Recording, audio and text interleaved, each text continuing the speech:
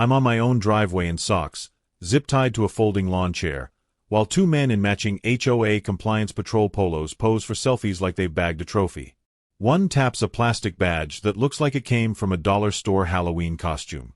The other reads me my rights from a printout titled Neighborhood Statute, stumbling over words he clearly doesn't understand. Their cruiser is a golf cart with a light bar from eBay and a bumper sticker that says Respect the Covenants. They're laughing, taking pictures, high-fiving each other like they just won the Super Bowl. The whole neighborhood is watching from windows and doorways, some recording on their phones, others just shaking their heads. They're all laughing too, right up until I say, very calmly, with the kind of voice I use when testifying in federal court, reach into my back pocket and pull out the leather wallet with the silver star. Slowly. And gentlemen, I suggest you stop recording and start praying. I'm Nolan Vega, quiet, 39, a morning run and mind my hydrangeas kind of homeowner in Foxhall Downs, Brookhaven County. I like grilling salmon on Sundays, reading crime novels on my porch, and not speaking to strangers who don't have legitimate business with me. My antagonist is Valerie Cormarmac, HOA president, hair like a hurricane warning and the soul of a parking ticket. She believes God invented cul-de-sacs to enforce Bylaw 14b about tone-consistent garbage receptacles. She once measured the height of my grass with an actual ruler, kneeling on my lawn at 7 a.m. while I drank coffee and watched. I avoid her like a dental appointment. She catalogs me like a museum exhibit titled Non-Compliant Male, Specimen A. Our neighborhood sits on the edge of town, 37 houses arranged in perfect suburban symmetry, each one governed by a 72-page covenant that Valerie treats like scripture. She moved here 5 years ago from a failed real estate career where she'd been fired for being too aggressive with clients, and immediately ran for the board, promising to restore order to what she called our lawless wasteland of mismatched mailboxes and unauthorized garden gnomes. Nobody else wanted the job, so she won by default with 11 votes, 9 of which were her book club. She then appointed herself president when the actual president moved to Florida, citing emergency powers that didn't exist in any actual HOA documentation. Valerie's campaign against me started with letters on official HOA letterhead she designed herself with an eagle that looked constipated. My mailbox was too expressive because it had small painted flowers on it. My porch light was Illumination Ally aggressive because it was 1 lumen over her recommended brightness, and my front door mat reading welcome-ish was deemed hostile to the community spirit. Each letter came certified mail, which must have cost the HOA a fortune. Then came the surveillance phase with clipboards, a walkie-talkie network she'd established with 5 other board members, and her newest toy, a compliance patrol of 2 neighborhood gym rats, Brent and Kyle. These 2 masterminds had met at CrossFit, decided they wanted to be cops but couldn't pass the exam, so they settled for Valerie's pretend police force.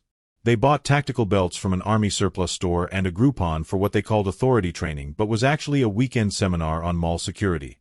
They cruised the streets in the HOA golf cart that Valerie had modified with sirens and lights, issuing citations that looked suspiciously like inkjet coupons printed on resume paper. I caught them peeking over my fence with binoculars, counting pavers like they were tracking contraband, taking notes on a clipboard marked evidence. When I ignored a $75 fine for unauthorized, saucy wind chimes that apparently violated the ambient sound regulations Valerie had invented, she told the board during the monthly meeting, "We'll escalate our enforcement procedures." I thought, with what, a strongly worded biscotti? Maybe an angry casserole? The wind chimes in question played a gentle melody when the breeze caught them, nothing offensive, just wind and metal making music like wind chimes are supposed to do. But Valerie's citation claimed they violated Noise Ordinance 7.3 and Aesthetic Guideline 12, subsection wind-based decorations. She'd actually created subcategories for different types of violations, complete with a color-coded system that she presented at monthly meetings using a PowerPoint she'd clearly spent too much time on. Red was for critical violations like unapproved paint colors, yellow for moderate issues like hedge height, and green for minor infractions like leaving your garbage cans out past noon on collection day. My file, which I'd seen when she accidentally left it at the community center, was entirely red. She'd photographed my house from every angle, documented every holiday decoration I'd put up, and even noted when I'd had friends over for dinner, calling it an unauthorized gathering that violated the parking guidelines because 1 car had been partially on the street. Escalation arrived at 6:12 a.m. on a Tuesday morning in September. I was wheeling out my bins, still in my pajama pants and yesterday's socks, when Brent and Kyle blocked my driveway with the golf cart, its ridiculous lights flashing like a discount disco. They jumped out wearing their tactical belts loaded with pepper spray they weren't legally allowed to carry, zip ties, and what looked like a tape measure. Brent announced in his deepest voice, "By authority of Foxhall Downs Home Owners Association, you're under arrest for willful covenant defiance and failure to comply with enforcement protocols." They slapped on fake handcuffs that were actually zip ties, the kind you'd buy at Home Depot, and declared I was being detained pending review by the Compliance Committee. They patted me down with all the professionalism of a raccoon in a silverware drawer, their hands shaking with excitement as they marched me 3 steps to my own lawn chair and zip-tied me to it for officer safety. Kyle pulled out his phone and started reading from a laminated card he called the Miranda warning but was actually just HOA bylaws mixed with phrases he'd heard on cop shows. "You have the right to remain compliant," he said with a straight face. "Anything you plant can and will be used against you in a board meeting." Valerie appeared from behind my hedge where she'd apparently been hiding, filming from the sidewalk with her phone mounted on a selfie stick, narrating like a nature documentary. "Observe the non-compliant male in his habitat," she said into her phone. "Note how he resists proper neighborhood structure and refuses to acknowledge the authority of the board. This is what happens when we allow anarchy in our community." The zip ties were cutting into my wrists, and they'd clearly practiced this routine because they moved with the confidence of people who'd rehearsed in someone's garage.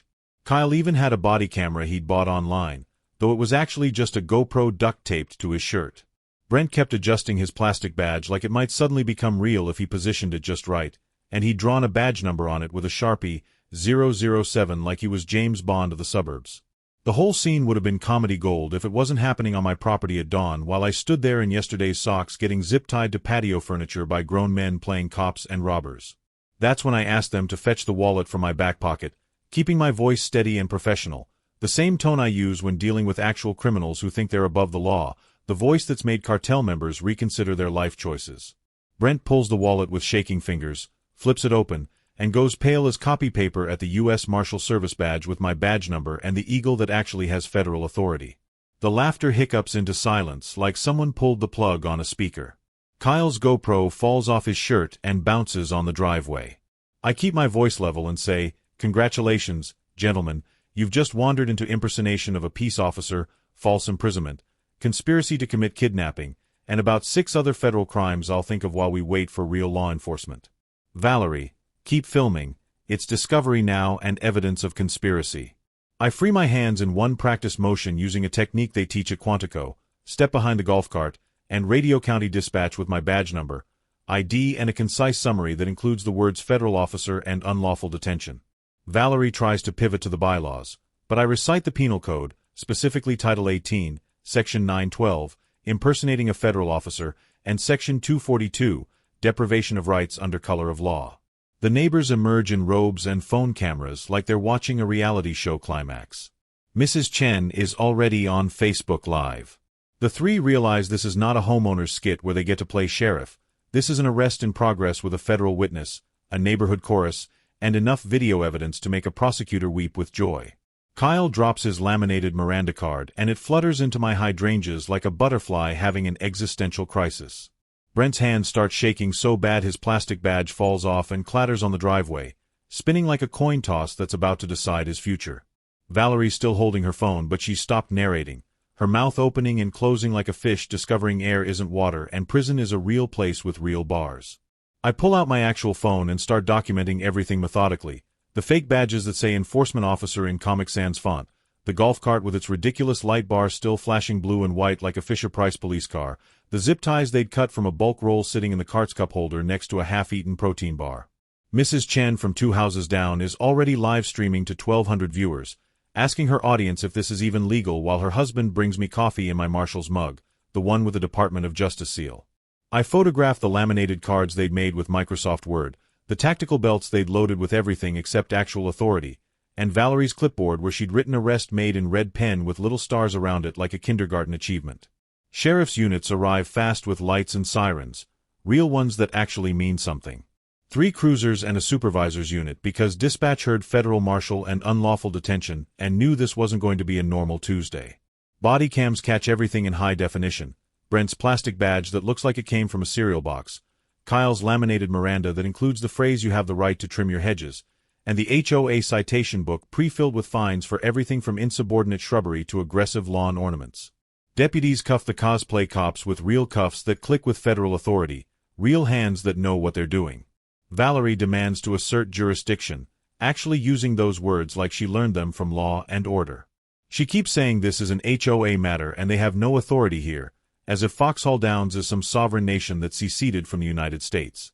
The sergeant, a guy I've worked with on task forces, just blinks and reads her the statute on solicitation and aiding in the commission of a felony, adding conspiracy for good measure. I hand over my phone with the footage, my statement written on actual federal paperwork I keep in my car, and the crown jewel, an HOA email where Valerie explicitly greenlit detainments and reimbursed the crew for duty belts, handcuffs, and enforcement training out of association funds meant for landscaping. The email trail I'd saved and forwarded to my federal account showed 6 months of escalation, Valerie discussing enforcement options with Brent and Kyle, even a spreadsheet where she'd budgeted $2,000 for tactical gear using money meant for playground maintenance. She'd created an entire enforcement division without board approval, held secret training sessions in her garage where they practiced arrests on mannequins, and distributed a manual she'd written called Maintaining Order Through Vigilance, a 40-page document that read like a fascist fever dream about lawn care. The deputies found copies in the golf cart along with a taser that turned out to be a particularly convincing lighter shaped like a taser, more zip ties than a computer repair shop, and a logbook where they'd been tracking violations by address with little star stickers for what they called repeat offenders. My house had 17 stars and a frowny face. The sergeant announces the charges loud enough for the gathering crowd to hear: impersonation of law enforcement, false imprisonment, conspiracy, misuse of fiduciary funds, and he's checking with the federal prosecutor about additional charges. A deputy ceremonially peels the compliance patrol decal off the golf cart, the adhesive making a satisfying ripping sound, and hands it to me like a trophy ribbon from an obedience school the dog failed spectacularly. Valerie pleads to aiding impersonation and misuse of HOA funds after her lawyer, who looks like he'd rather be anywhere else, explains she's looking at federal charges. She's removed from the board by emergency vote that happens right there on my lawn, fined $8,000 that wipes out her savings, slapped with 2 years probation with monthly check-ins, and sentenced to 300 hours of community service specifically painting over curb numbers that don't meet her own defunct font guide, the irony not lost on anyone. Brent and Kyle each get 90 days in county with time served on weekends, a permanent ban on any security work including mall cop or crossing guard, and a court order to attend a 12-week civics class titled You Are Not the Police, which meets every Saturday morning at the community college. The judge also orders them to write formal apology letters to every resident of Foxhall Downs and pay restitution for the golf cart modifications. Valerie's face when the judge read the sentence was pure shock, her carefully styled hair deflating like a souffle in an earthquake as she realized her HOA empire had crumbled in a single morning, destroyed by her own power trip and a US Marshal who just wanted to take out his garbage in peace.